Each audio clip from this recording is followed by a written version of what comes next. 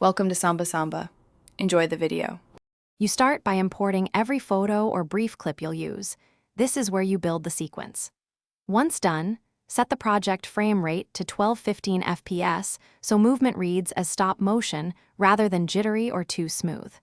Make sure to trim each clip to a consistent duration, typically 8 to 12 hundredths of a second, because consistency is how your eye perceives frame-by-frame motion. Doing this upfront saves time and prevents timing corrections later.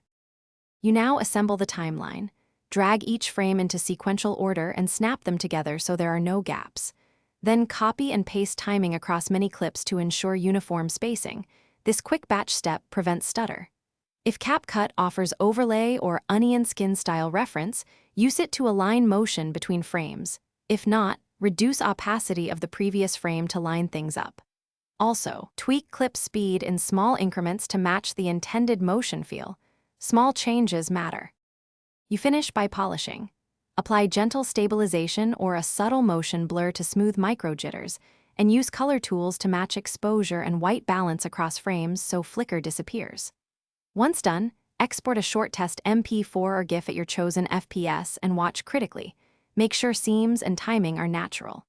If you spot flicker or misaligned frames, revisit those specific clips, adjust opacity/position, and re-export. A final tip: render at full resolution to check true quality. Thanks for watching. Consider subscribing if we helped you.